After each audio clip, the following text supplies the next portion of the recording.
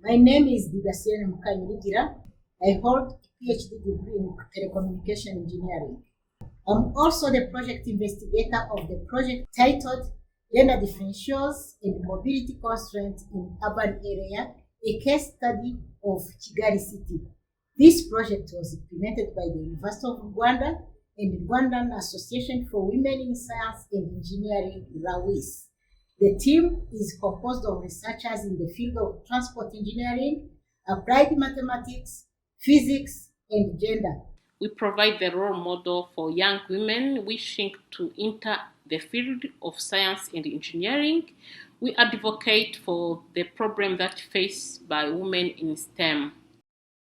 The purpose of the project was to improve mobility of women and vulnerable people in Kigali public transport system, focusing on harassment, lack of women in design and decision making in public transport.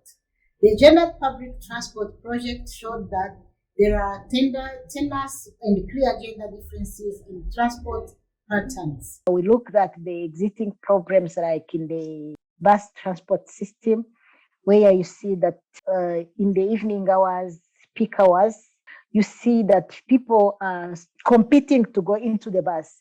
And those people, sometimes they don't care of people pregnant and so on. We looked at the transport policy in Rwanda, and you find that there is nothing related to gender in it. Initially, I didn't understand what is gender design, but I came to understand it's a research you do considering gender aspect to produce a product that is both good for all gender, men and women.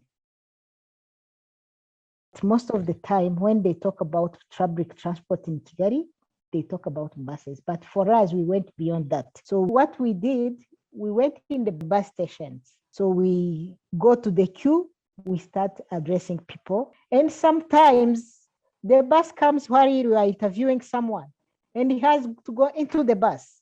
What do? You go with her or with him into the bus. We also go to the motorbike and we try to walk with the person wherever he's going after.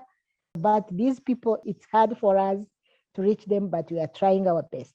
And again, we thought like going to the university where there are many people can also help us. We've tried to with this questionnaire we have, there are online questionnaires. We make sure we use QR code. So we ask him or her to scan the link. He scans it and he replies.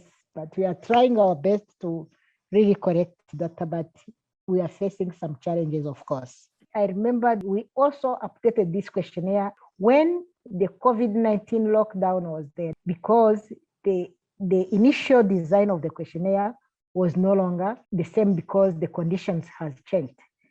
So we are no longer traveling during the night because of curfew due to COVID-19. So, and there are restrictions of like 25% of people in the bus. Later on came 30, later on came 50. Now we are at 75% of people in the bus. So that's where we came up by updating the questionnaire based on the situation. The questionnaire itself can help because it is where we get what is needed to be done from different people. And then we do this research based on the feedback from the questionnaire to try to improve well-being of people, because we are doing everything for citizens and we need to get their needs, or we need to hear or understand their needs, so that whatever we produce, we don't think about it ourselves as researchers, we do what the community needs.